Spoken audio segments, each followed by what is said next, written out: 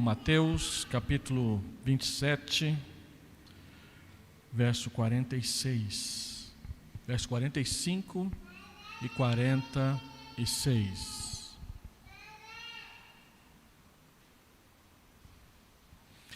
Desde a hora sexta até a hora nona, houve trevas sobre toda a terra. Por volta da hora nona, clamou Jesus em alta voz, dizendo: Eli, Eli, lama sabactani, o que quer dizer: Deus meu, por que me desamparaste?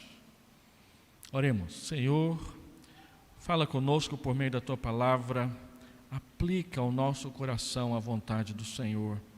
Nós oramos em nome de Jesus. Amém. Jesus foi crucificado às 9 horas da manhã. A palavra de Deus diz que por volta de meio-dia houve intensas trevas sobre toda a terra. E Jesus, a crucificação termina com a morte de Jesus ali por volta das 3 horas da tarde. Jesus ficou naquela cruz 6 horas. Ele estava nu diante de uma multidão que queria ver o que ia acontecer. Muitos curiosos, alguns queriam mesmo vê-lo morrer. E havia também os discípulos, tentando entender o que estava acontecendo. Então, as 3 primeiras palavras que nós ouvimos, elas aconteceram antes do meio-dia. Todas as outras 4 vão acontecer após o meio-dia. E como os irmãos perceberam, elas vão se acumular ali bem próximo às 3 horas da tarde, quando tudo terminar. Quando nós contamos uma história, nós dizemos que ela chega num clímax. Essa palavra, esse brado de Jesus aqui, a 4ª palavra da cruz, não é o clímax, é o pior momento de todos eles, no qual o Senhor Jesus está naquela cruz. São palavras de estarrecedora miséria. Nós poderíamos pensar um homem desamparado de seus amigos, uma esposa desamparada do seu marido, ou uma criança desamparada por seus pais.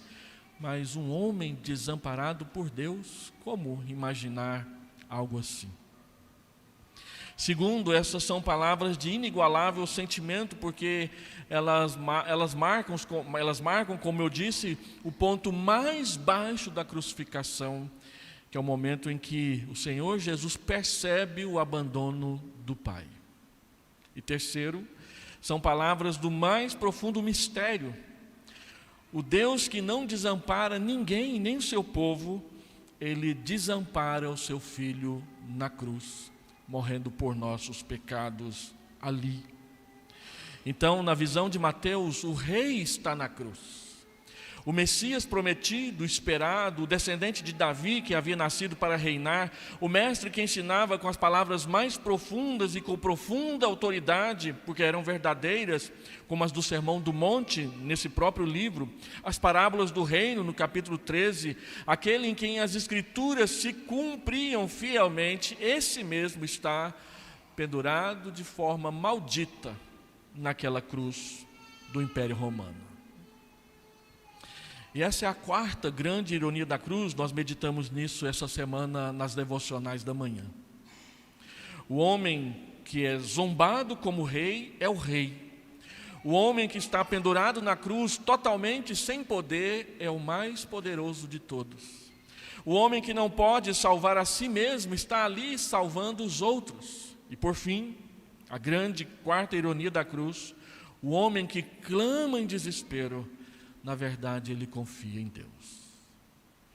Todas as acusações intimidativas apontadas pelos incrédulos a Cristo são as mais puras verdades, proclamadas como mentira, mas que na verdade são a mais pura verdade de todas. E a resposta para essa pergunta de como pode Deus desamparar o homem, o seu filho, ela encontra aqui nessa palavra a sua resposta. Primeiro, aqui nós vemos no clamor de Jesus a enormidade do pecado e o caráter do seu salário. Nós vemos na palavra de Deus o suicídio, o fratricídio, o deicídio. Na desobediência de Adão, ele cometeu suicídio porque Deus disse: olha, no momento em que você comer, morrerás. Quando Abel foi morto por Caim, Caim cometeu o primeiro homicídio. Agora, quando Cristo é pendurado na cruz, diz os teólogos do passado, nós temos aquilo que nós poderíamos chamar, entre aspas, de deicídio, o homem tentando matar Deus. Ou, visto de um outro ponto de vista, a tentativa do homem fazer Deus morrer na sua mente, no seu coração, por não crer nele. O fato é que Cristo tomou o nosso lugar na cruz. Agora na cruz, o Senhor Jesus estava recebendo o salário do pecado que nós devemos a Deus. Ele não tinha pecado algum que fosse seu, pois ele era o santo de Deus, mas estava levando os nossos pecados em seu próprio corpo no madeiro, conforme Pedro diz em 1 Pedro, capítulo 2, versículo 24. Ele tinha tomado o nosso lugar e estava padecendo o justo no lugar do injusto. Ele estava carregando o castigo que nos traz a paz, conforme está escrito em Isaías 53, o verso 5. E o salário dos nossos pecados, o sofrimento e o castigo que era devido a nós, que era a morte, estavam agora sobre ele. Não meramente a morte física, mas a morte penal, a decisão de Deus não permitir o pecador viver na sua presença sem o arrependimento e sem o perdão. E isso significava, como sempre significou, a separação de Deus dos homens. E daí o Salvador ter clamado: Deus meu, por que me desamparaste? Quando Jesus clama assim na cruz, em segundo lugar, nós vemos a absoluta santidade e a inflexível justiça de Deus contra o pecado. A tragédia do Calvário deve ser vista pelo menos de 4 pontos de vista. Na cruz, o homem mostrou a sua depravação ao pegar o perfeito Filho de Deus e com mãos iníquas, conforme Pedro diz em Atos 2, 23, pregá-lo no madeiro. Também na cruz, Satanás manifestou a sua insaciável inimizade contra a semente da mulher, ferindo dele o calcanhar, pois nós sabemos que ele ressuscitará.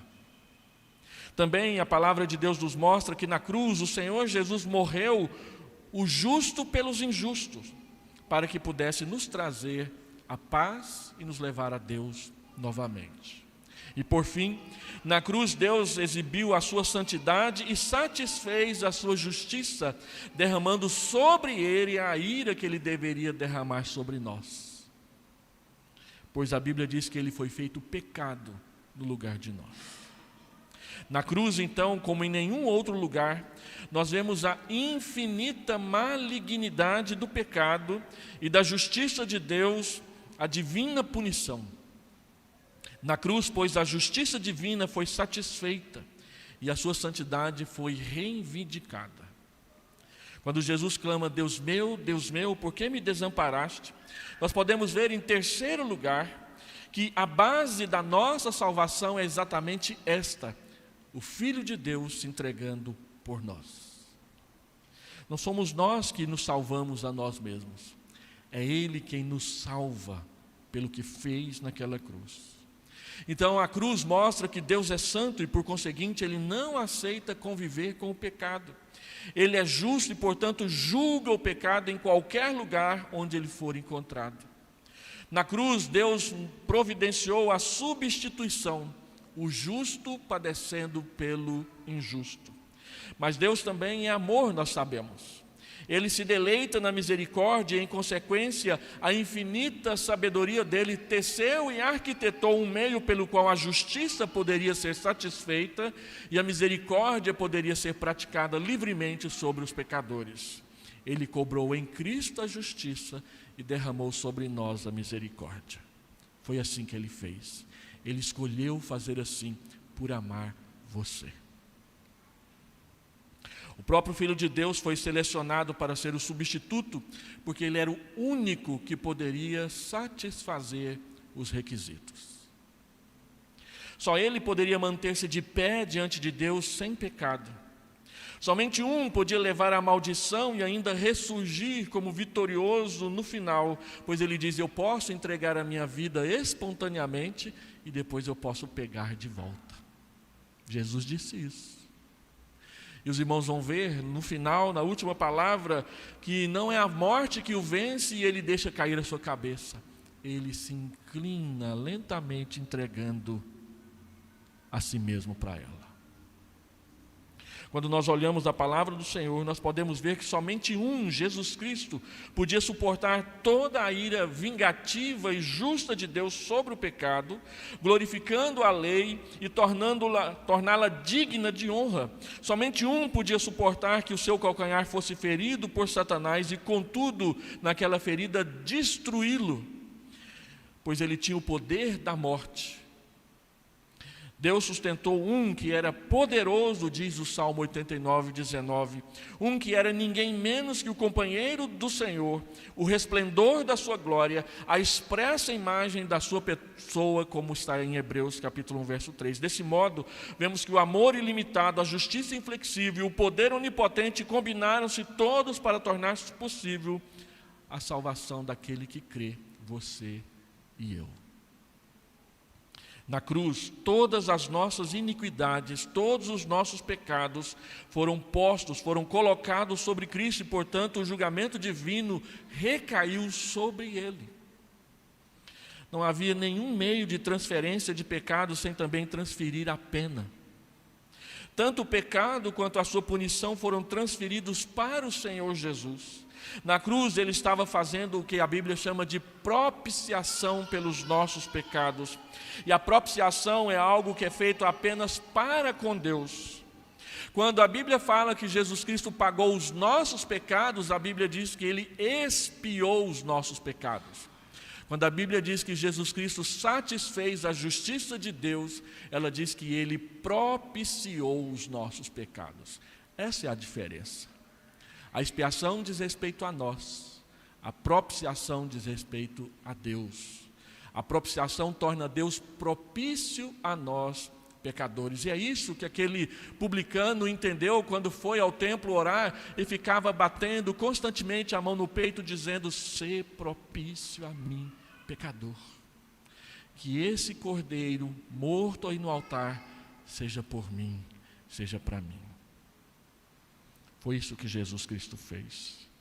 Era uma questão de ir de encontro, e a expressão é essa mesmo, ir de encontro aos reclames divinos de santidade. Era uma questão de satisfazer as suas exigências.